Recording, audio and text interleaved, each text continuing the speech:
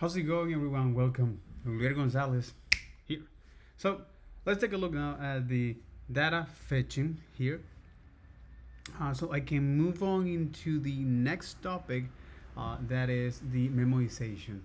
And finally, well, let's wrap this model as it is. So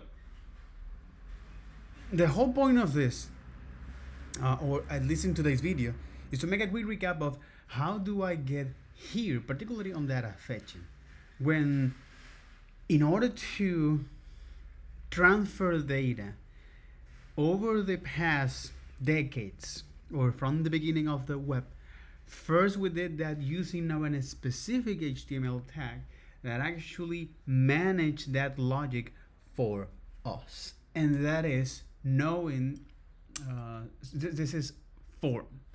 All right. So when I explore about is the form here, particularly on the living standard.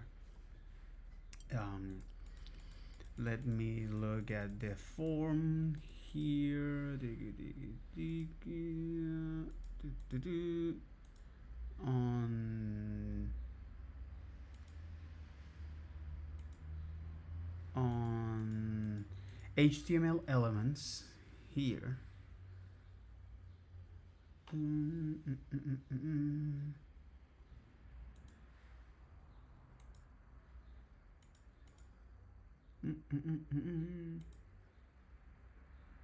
Then you got a forms like this, forms, right? Forms. So a form is a component of a web page that has form control, such as text, buttons, checkboxes, range, or color picker control. A user can interact with such form, providing data that can be sent to the server for further processing. So returning the result of a search or calculation, right? So whether it is in the common use cases is like search, when you now send is those strings as a query pattern, all right? So returning the result of a search or a calculation, okay? So hey, I want to send this.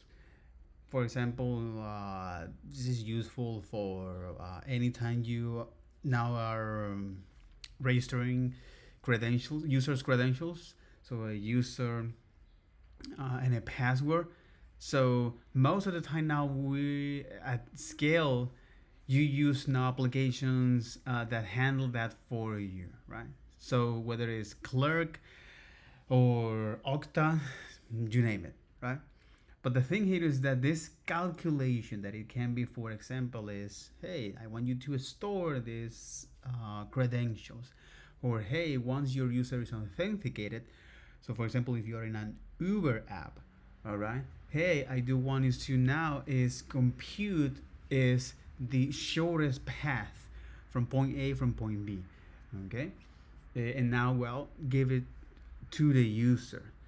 So this kind of calculation, so geo maps calculations, searching operations like that, or any other one, uh, the server will reply with that result. So no client-side scripted is needed in many cases, though an API is available so that a script can augment the user experience or use form for purpose other than submitting data to a server. What are the other purpose other than submitting data to a server? That is a good question. And let's get into this. Let's get into this. So let me ask now Claude about this. All right. And say, hey, Claude. Hey, Claude. What does it mean sending what does it mean this, okay, this,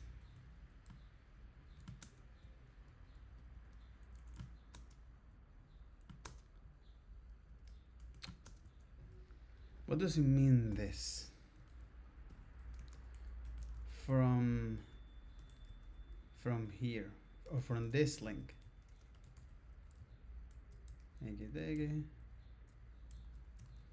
Right? Because no client-side scripted is needed in many cases, though an API is available so that a script can augment the user experience. So let's unpack this together. Before I explain, I'm curious. What is your current understanding of how HTML form works? For example, if you have a basic login with username and password fields, what happens when someone clicks the submit button? Do you want me to explain that? I think it's because I use this explanatory learning. Exactly. Also, when you read client-side scripting in that quote, what does the phrase means to you? It is okay if you're not sure. Once I understand where your starting point, I can help you clarify what the spec statement is really saying. But here's a hint to get you thinking.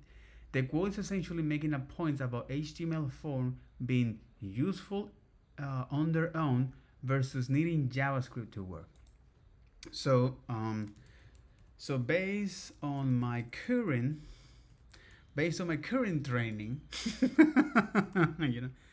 so based on my current training, I'm laughing, and I know I'm adding some quote here, but I'm laughing.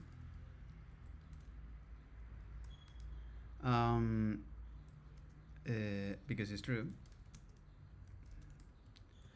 So based on my current training, I'm laughing because it's true.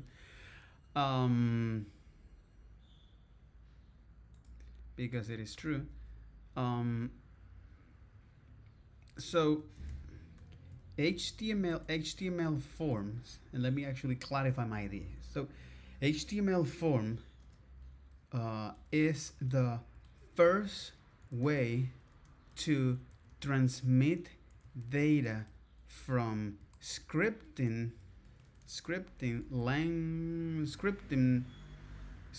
programs, or from scripting for scripting web program like a browser or a server like a browser, okay, to transmit the sector. So HTML form is the first way to transmit data from a scripting web programs like a browser to a server. Or HTML forms are the first way, or how do you put it? Jesus. Are the first way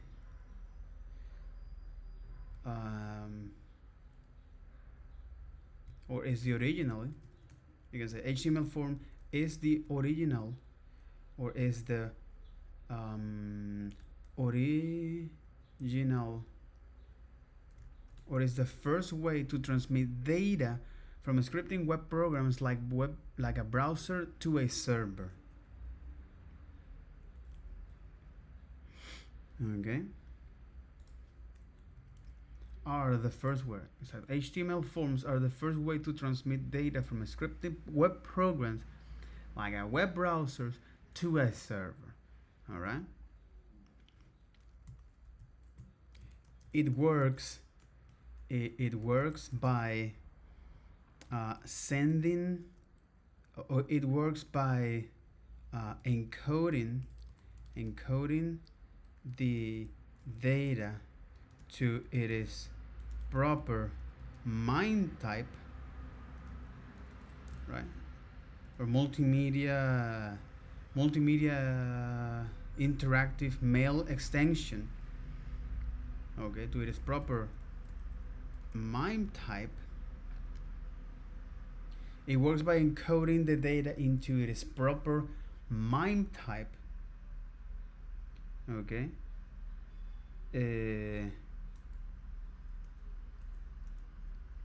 Exactly. It works by encoding the data in its proper MIME type, sending over HTTP verb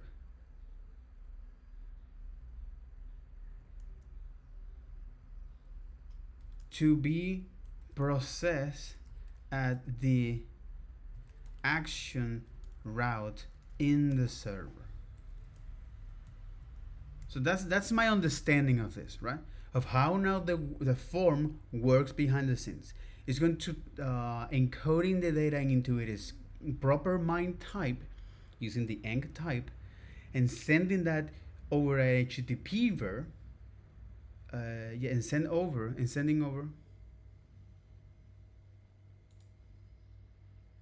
sending an HTTP verb.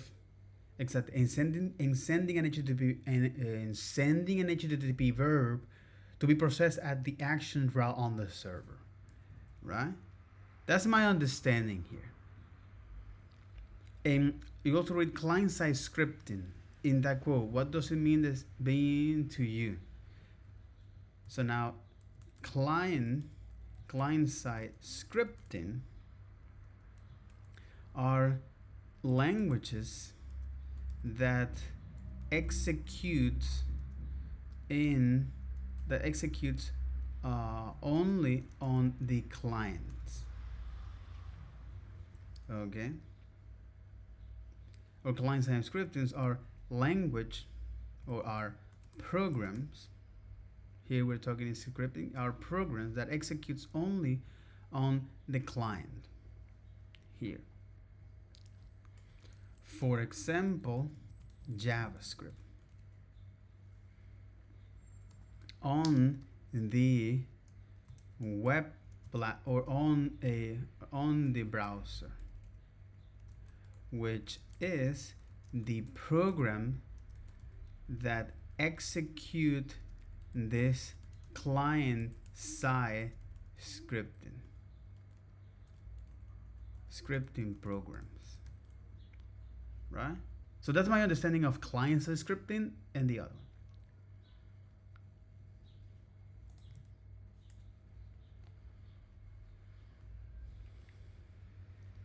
Okay, that's how the things work. So how now the form works? Yes, it is. So it's going to encoding this data into its proper MIME type. This is like file extension. So now is you are going to indicate that, hey, this is the data that I'm going to send over the cable, whether it is an image or a multipart from a form or a JSON or another kind of applications extension like text, so on and so forth, using HTTP methods that are going to be processed at the actions route defined on the server, or to be processed at the action route on the server.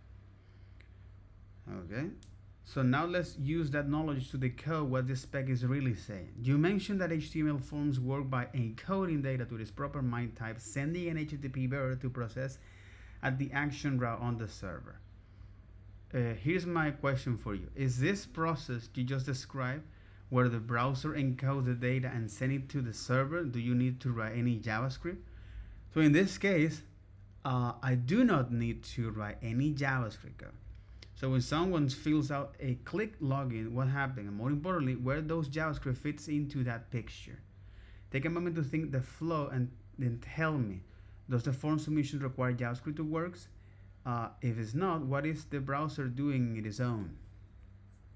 And that's a good question. That's why I'm actually here. All right. So writing a form consists of several steps. Which can be performed in any order. Writing the user interface, implementing the server-side processing, which is usually I haven't done that, and then configure the user interface to communicate with the server. Writing a form interface. Here's when you're going to define. This section is non-normative. For the purpose of brief introduction, we will create a pixel ordering form, right? So you define all of this. This is your form. This is just creating is the user interface, all right?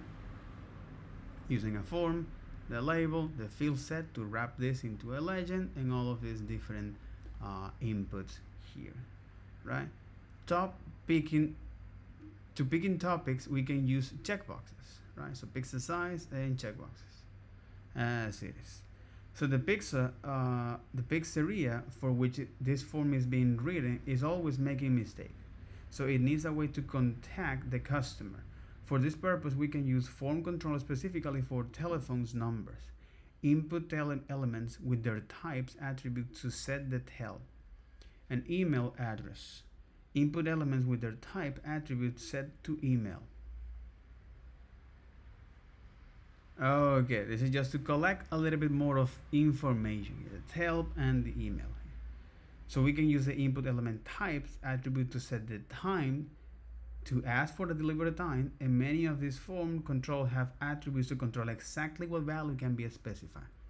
So in this case, 3 attributes of particular interest are min, max, and step. To indicate is the ratio, right? So for example, if I try to do this, and if I go into load is the code sample here of writing my own interface.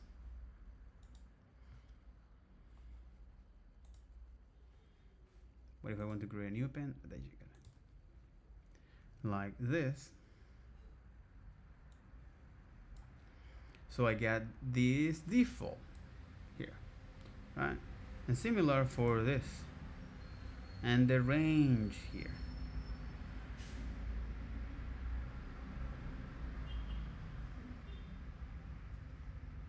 And the range here. And even though it's giving me now a step here of 900. Let's going to keep reading about this silly example, but yet important.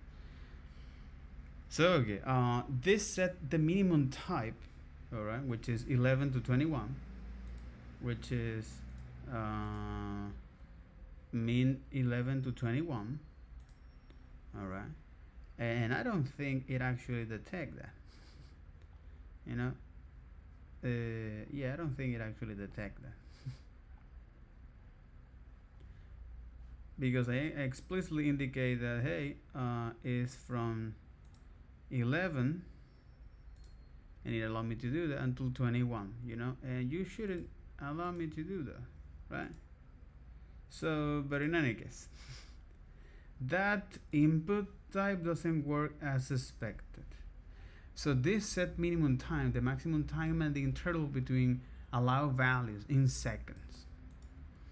This pixel only delivers between 11 a.m. and 9 p.m. and doesn't promise anything better than 50-minute increments, which we can mark as follow. That you have a text area and elements can be used to provide multiple text control. In this instance, we're going to use is to provide a space for the customer to give delivery instructions like this.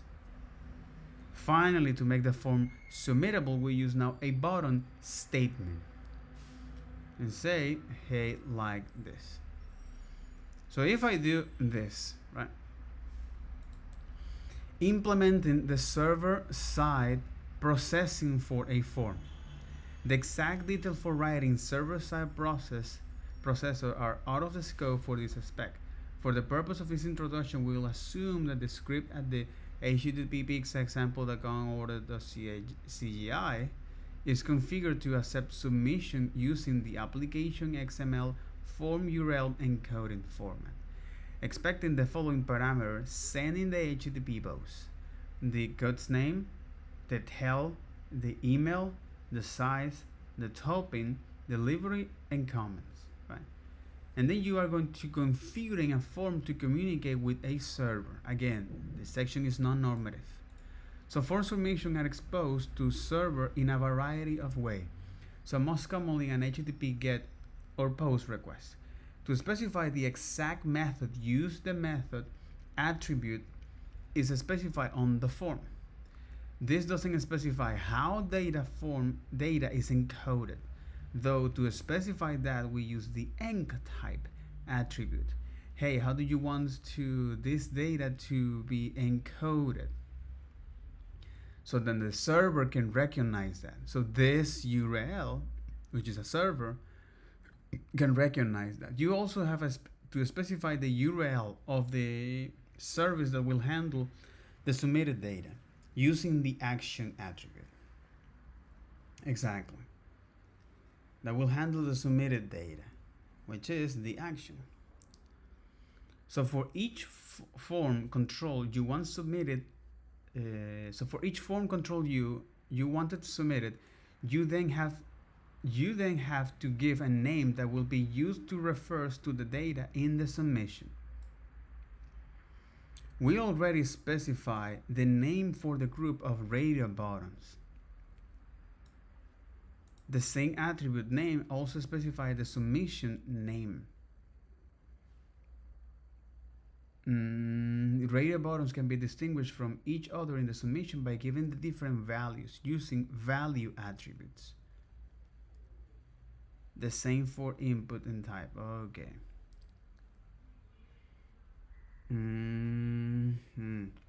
So given the setting in the previous sections, this all becomes like this. So now that I define all of these different controls that I want to collect from the user to choose the pixel size, the topping, the delivery date, that this actually doesn't work that well, the delivery instructions, the button to submit that, as well as giving the name and the telephone. All right. So for example, if the customer entered Denise Lawrence as their name,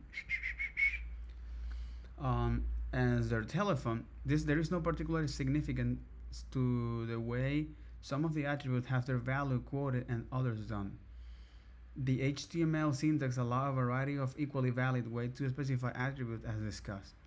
But again, if we, for example, enter the Denise Lawrence as their name, as their telephone number, did not specify an email address, ask for a medium size, select an extra cheese and mushroom topping, entering a delivery time of 7 p.m., then the delivery instruction text control blank, and left the delivery instruction text control blank, the user agent will submit the following to the online web agent. And that's what they call user agent, right?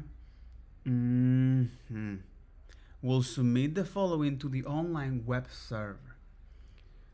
Goods name, goods tell, goods mail. Again, all of this as query patterns, something like this, separated by an ampersand here. Goods email is empty, size is medium, topping with cheese, and topping is mushroom. Getting is the name here, and the value that it chooses, and the delivery at 9, and it decodes that. And the comments, no comments. And this is now client-side form validation.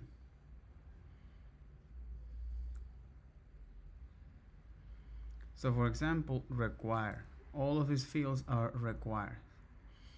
And then if you want to add now a max length for this, and enabling client-side automatic filling or for control.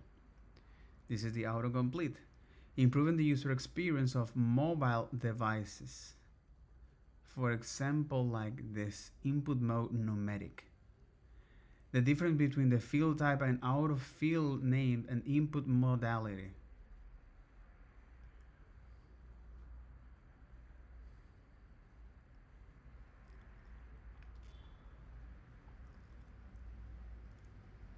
Field type and out of field name and the input modality.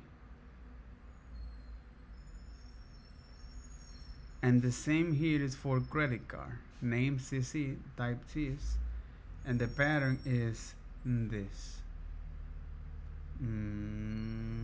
Consider credit cards. The appropriate input type is not input type number, as explained below. It is instead input type text, to encourage the user agent to use a numeric input modality.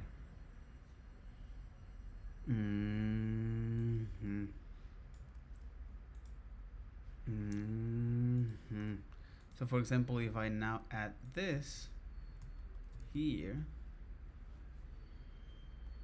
right, and it renders that, it's gonna try to do that.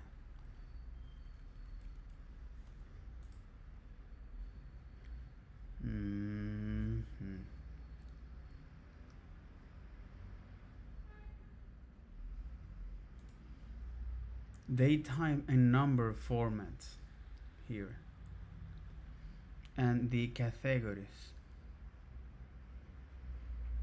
Mostly for historical reasons, elements in this section fall in several overlapping but subtle difference category in addition to the usual one like flow counting, phrasing counting, and interactive content.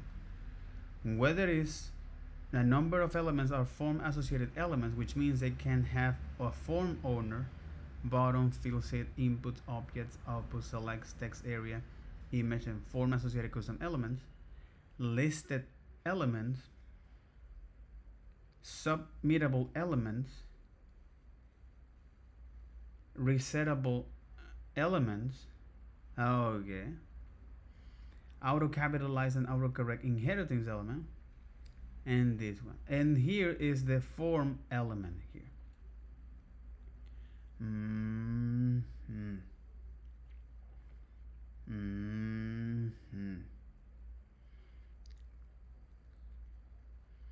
But again, since this is not an API of the of this HTML element on the form particularly, and it's exposing is the different methods here. Okay, the autocomplete IDL attribute must reflect on those content here. The HTML IDL attribute must return an HTML form control collections in here. The length, the form element has a mapping of name to elements called the pass name maps.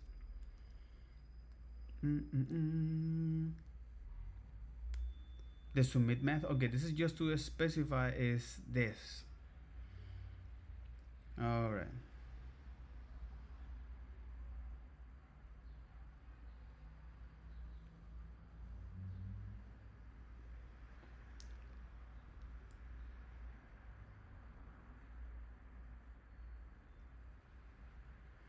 If candidate has an ID attribute, add an entry to source name with the ID attribute name. This is explaining is what's happened behind the scenes for mapping names or even for image.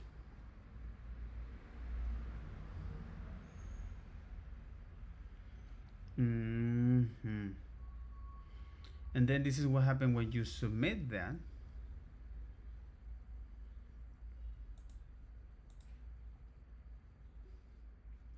And this is what happened when you call the submit here. If form cannot navigate, then return. If form construction entry level is this, active sandboxing flag set is submitted from submit method is false, then it is form fire and submission event. It is true, then return set the form fire and submission event to be true.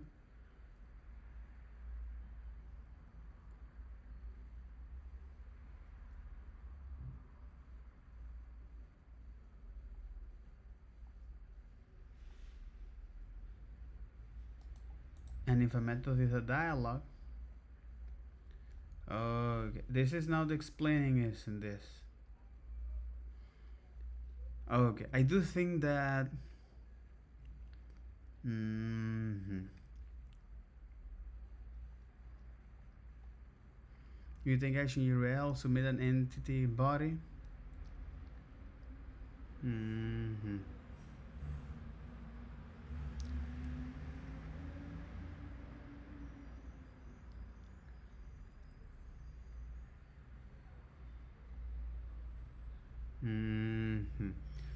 Okay,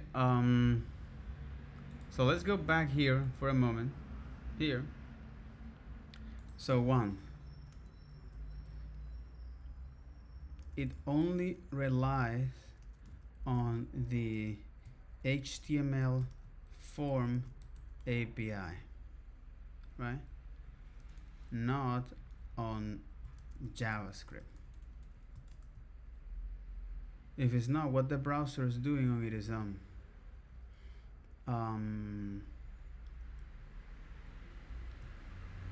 I don't know.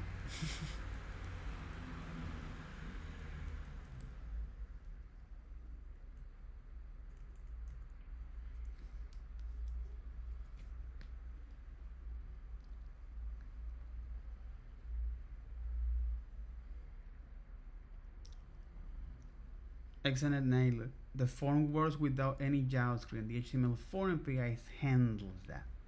So now let's figuring out two. You already described the process beautifully early. Encoding data in its proper MIME type, sending that encoding over an HTTP verb to be processed at the action route. And here's my next question. When you click that submit button, who or what is doing this work? Who encodes the data? Who sends the HTTP request? And who reads the action and method attributes? But the form still submitted successfully to the server. Something must be performing all the steps you described. What is that something? You're reading these questions in a program right now. The same program is what makes forms work.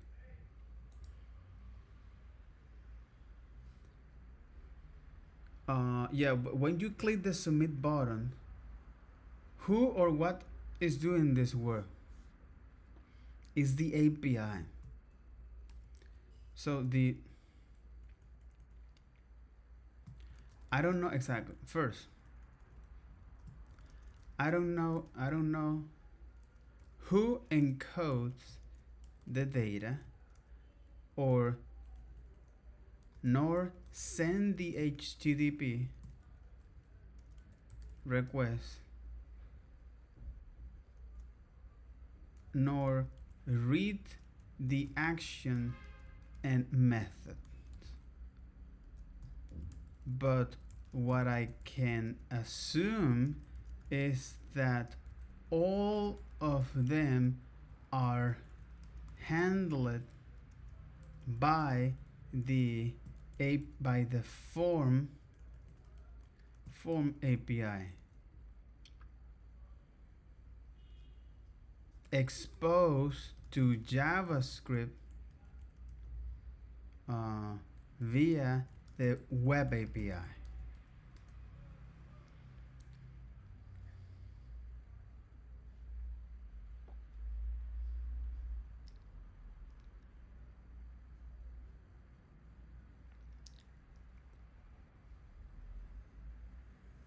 JavaScript doesn't need to be involved at all. And let me add it more directly.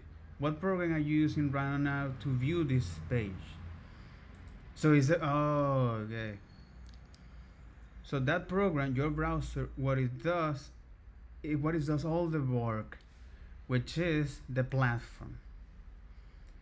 Now back to what to get to quote. No client-side critic is needed in many cases. That is, browsers handle forms natively. You don't need write JavaScript to make a form work. And though an API is available so that scripts can augmentate the user experience. This means that if you want to use JavaScript, you can, and the form API is accessible via the JavaScript.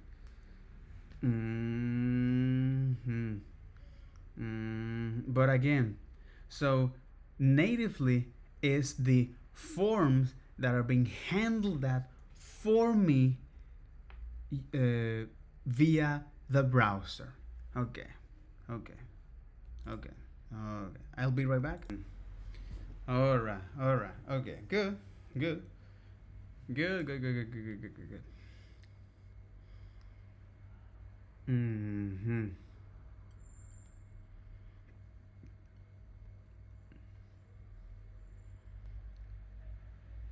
Ajax.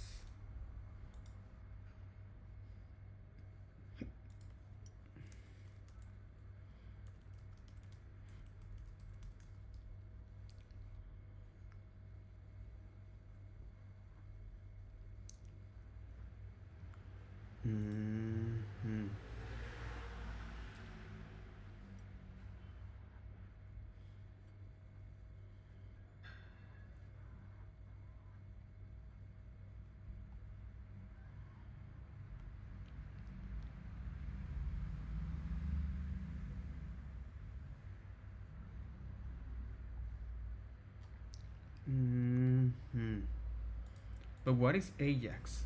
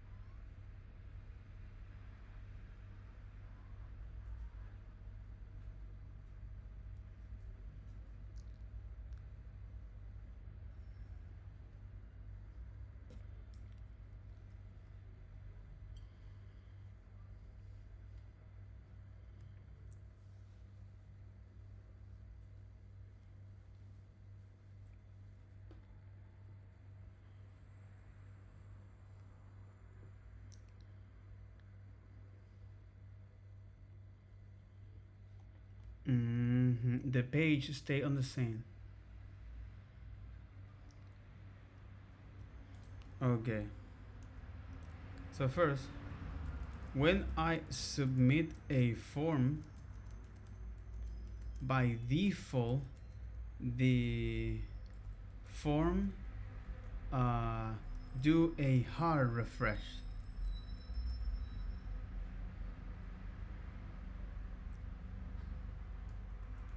And second, you already know that the browser sends an HTTP request to the server when you submit a form.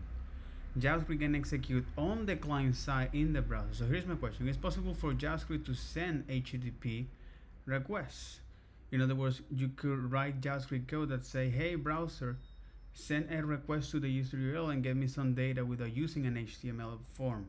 Take a guess. What do you think? Oh, so Ajax is a programmatic way to send HTTP requests to a web server.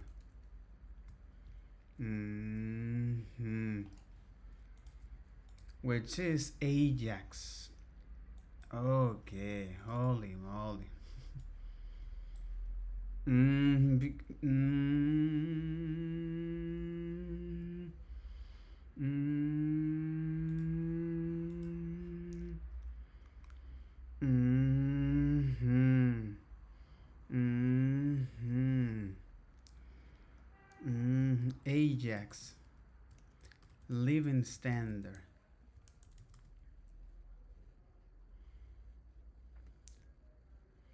Okay. Okay. Asynchronous JavaScript plus XML. It's a set of web development techniques that use various technology on the client side to create a synchronous web application. With Ajax, web applications can send and retrieve data from a server asynchronously in the background without interfering and displaying the behavior of the existing page. By decoupling the data interchange layer from the presentation layer, Ajax allows web page and, by extension, web applications to change content dynamically without the need to reload the entire page. In practice, modern implementation commonly utilize JSON instead of XML, but that's what they call Ajax here. Ajax is not a technology, it's just a programming pattern. HTML and CSS can be used in combination to mark on and style information. The web page can be modified by JavaScript to dynamically display and allow the user to interact with the new information. The built-in XML HTTP request object is used to execute Ajax on web pages, allowing website to load content onto the screen without refreshing the page. And Ajax is not a new technology, nor it is a new language. Instead, it's existing technology used in a new way.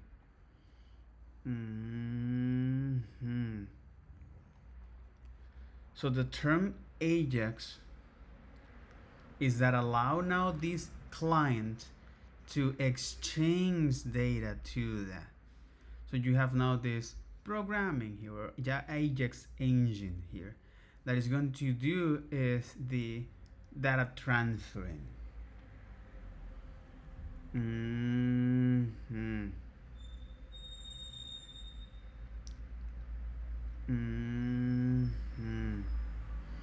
JavaScript example. Again, it's because Ajax is a programming technique. Okay, it's a programming technique for handling is this asynchronous JavaScript and Markdown or XML. Usually we use this with JSON. Okay, so for example, XML object for asynchronous communications. So get Ajax data, and here you define is your XML, that this standards allow for transferring data. This is the technology. And on the server you have is this. Hey, once I receive this, I want to set the content here as a templex. and output that thing that you're sending over as a get here. Okay, and send the data back. This is the output here. In fetch example, fetch is a native JavaScript API. According to Google developers documentation, fetch make it easy to make web requests and handle response that with older XML HTTP. And then you have now the async and await here. The fetch specification differs from Ajax in the following significant way. Promise return from fetch won't reject an HTTP error status, and fetch won't send cross-origin cookies.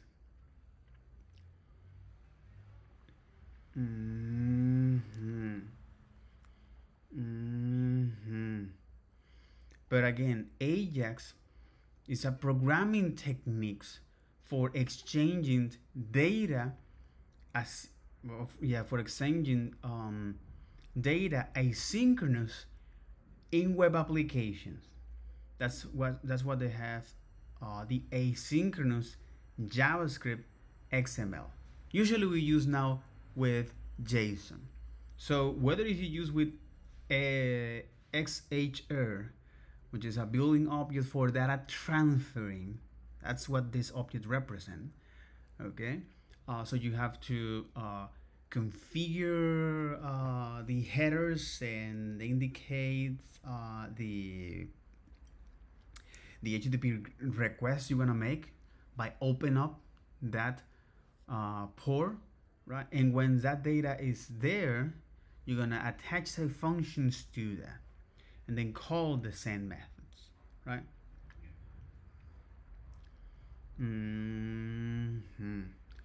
But the thing here is with XHR is quite hard to develop web applications, develop asynchronous applications. So the fetch API make it easy for us to handle that by using this promise-like programming style. But from the EX7 using the async and await is now make it much easy for us to read asynchronous code that look like synchronous. Okay.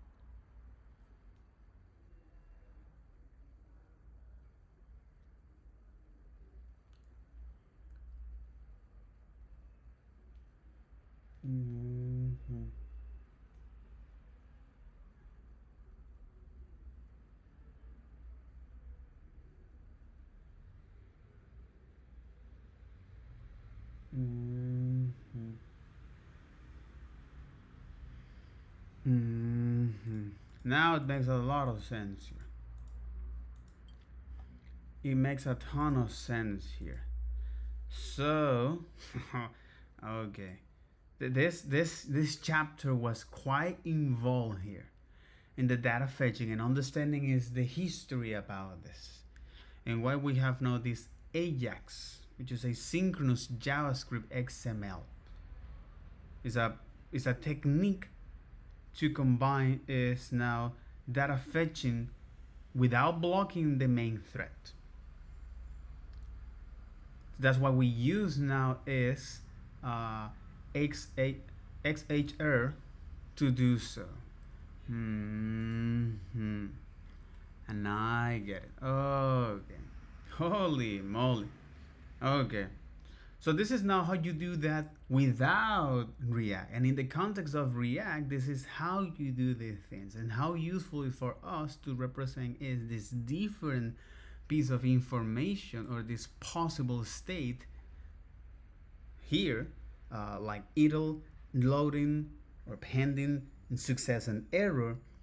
And when each one of them happens, you say, hey, if this is the case, render this. So render this XML, in this case the HTML, or this React component. If this is the case, there's another one. If this is the case, there's another one. So for basics Markdown, right? When you don't need to have some underlying logic in that. So rendering is this element might be quite adequate, you know, is good enough. But when you have now some nested logic inside of that Markdown, it is useful for us to wrap them into its own components and cover those corner cases there. This is just for one example here, right? And it makes a ton of sense to do so. Encoding URL parameters. When constructing the URL for fetch, it is a good practice to escape characters like ampersand and question marks. Otherwise, it could change the structure of the URL. For example, if the user search for red wine and royal blue, that book title includes an ampersand, which is used to separate multiple query and parameters. Like this. Search term hello and search published data. To ensure that the term search doesn't break the structure of a URL, we want to transform the ampersand into its UTF-8 encoding, or aka transform that into a particular encoding. So you can do this by using the built-in function here. And when working with multiple query parameters, we can use the URL search parent constructor, which will handle the encoding and also combine the parameter in a logical way.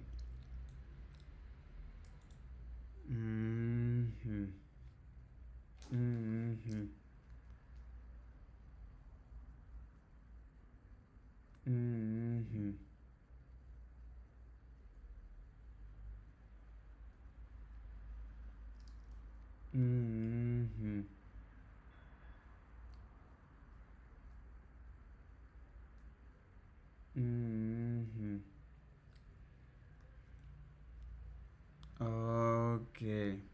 And we're working with multiple query parameters.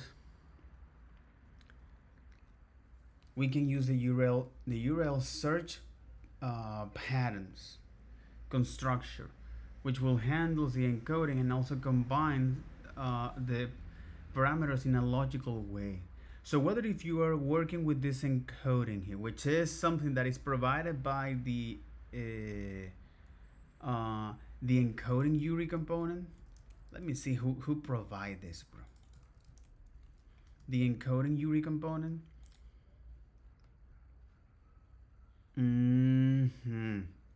Okay.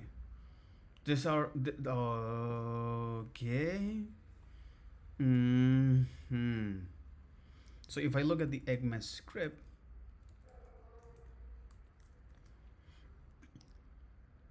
okay,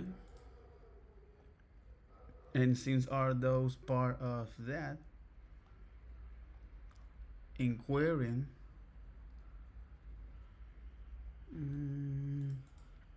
so encoding, encode URI.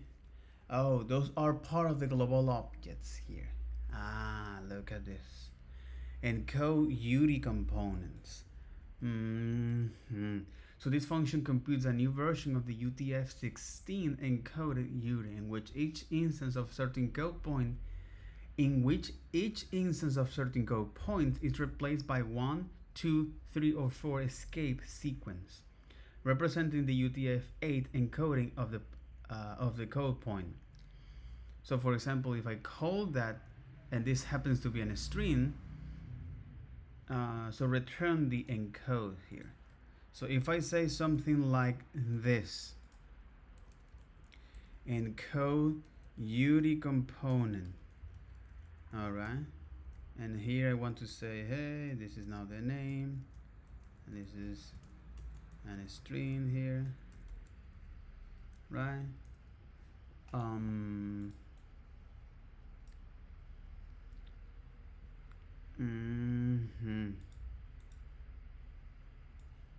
Let me put it that here. Let me put it that here. Okay, encode UD component.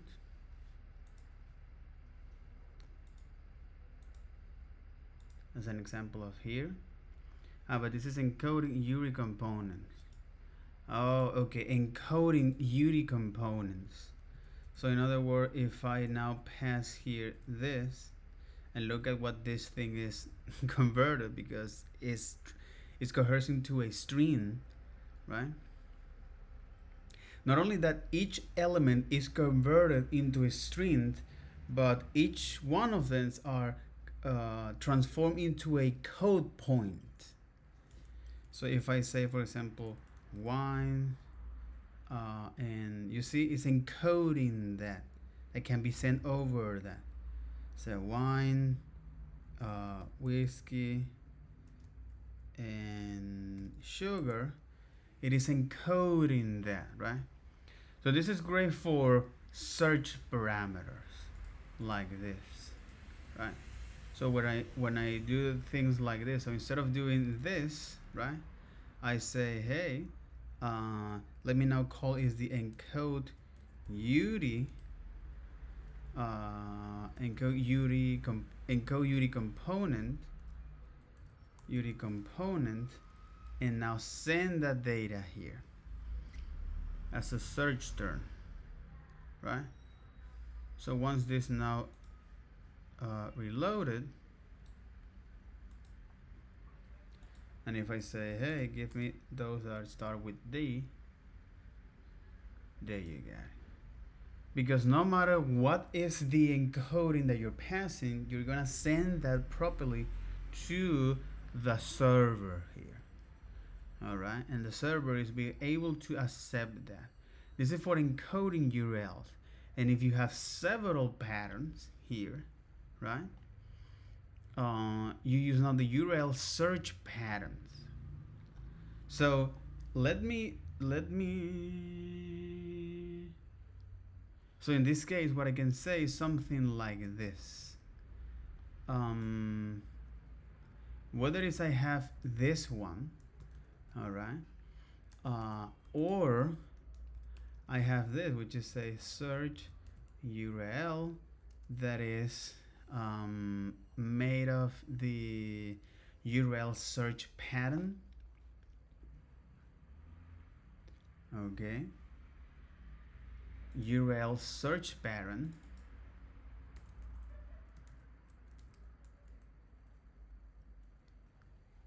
Okay, encode UD components, and the other is the URL search pattern. Oh, this is part of the web API. Interesting. This is provided by that. Interface define utility method to work with the query string of URL here.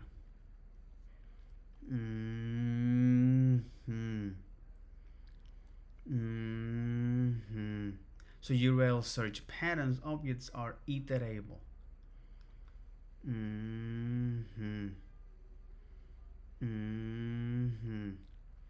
So this is the pattern string, and it transformed that into this. Has a topic, yes. Has a topic and a fish, no. Has search pattern get topic is equal to API. This is more for, okay, this is great for server applications.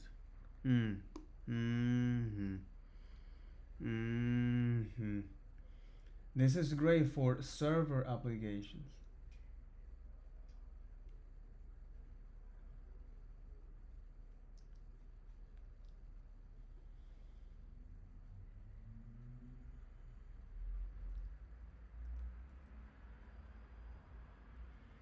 This is great for server applications. Hmm. That's very, very interesting. Hmm. Hmm.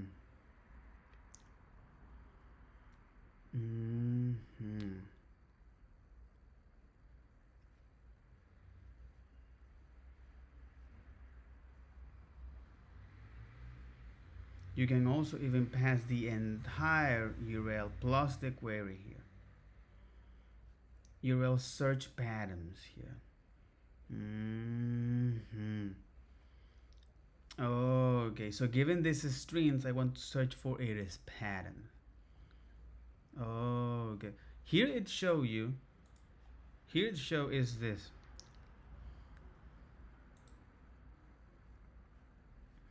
Whether if you use the encoding URI component with the search term, right? So to transform any of this special characters that is used on the HTTP requests and encode them. So let's go to encode is the let's encode is the UDIs, or let's encode is the value into a UTF-8 so that in your HTTP request you can use is this query patterns, which is special characters at that point.